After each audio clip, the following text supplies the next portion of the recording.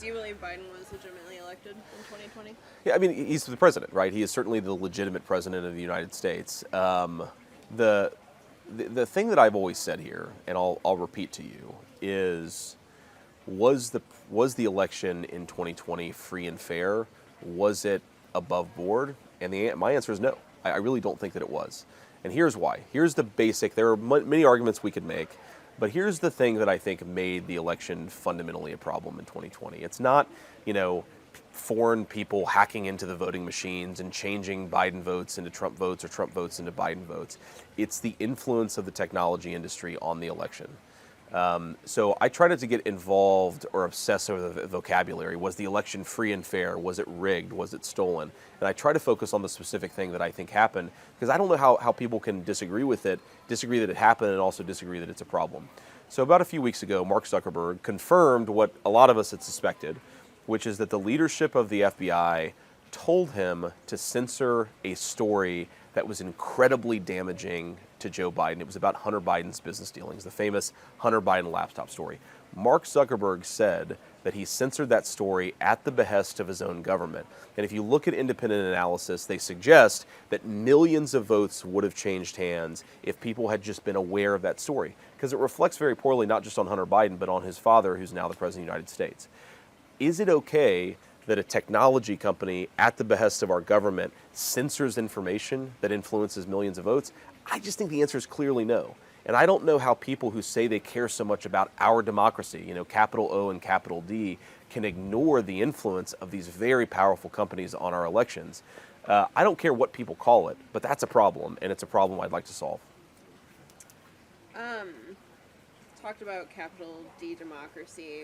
We did a poll recently that covered a lot of things, including, kind of issues that are important to people, and threats to democracy were at the top of that list. Now, I think Sure. That means different things for different people. Of course.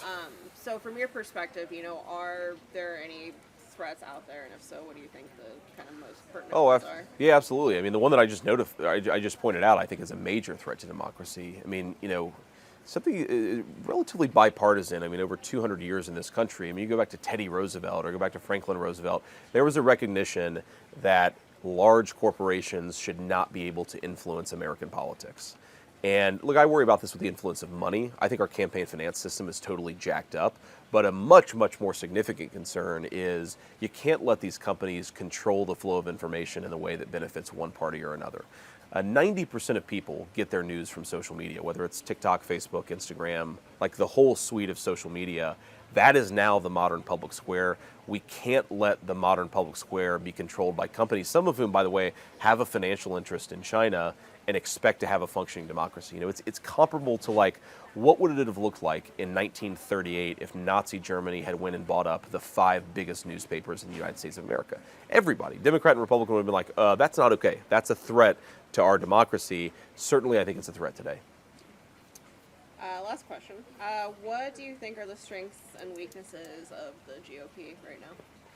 Well, I think a weakness is what we just talked about. I mean, I think that we have an entirely new group of voters. They're more working class. If you look at it, compared 2020's electorate for the GOP to, say, 2012's electorate for the GOP, it's more racially diverse, more blacks, especially black men, a large number of additional Latinos who are in the GOP coalition, a large number of additional white voters, especially white working class voters. That coalition is just different. And I think that a lot of GOP leadership, they don't maybe like their new membership. They prefer the country club GOP membership that they had 20 or 30 years ago. I happen to really like our voters, and I think that we have to do a better job at serving them. So I think that's the biggest weakness in our party. Sorry. Did you see her? Poor woman. But I guess I just think the GOP needs to wake up to the fact that we have a new group of voters and we need to do a better job of serving those voters. I think that our strength is maybe the mirror image, that we have a really, really interesting new coalition. We have a lot of energy. I think there's a lot of new ideas. I mean, like a candidate like me could not have won a Republican primary 10 years ago. Sorry. Just turn that a candidate like me could not have won a Republican primary 10 years ago. I literally, like, one of my main things that I ran on was raising taxes on companies that ship jobs overseas. And I remember even now, there were a lot of Republican consultants who were like, this is crazy. You can't run on that message, even though it was popular with our voters. So I think basically the biggest problem, but also the biggest promise of the GOP is that the coalition has really shifted. And that provides a lot of opportunities, but it also provides a lot of risks, especially for our leadership. All right. Good Great. deal. Awesome. That's it. Thank you, guys. Thank you.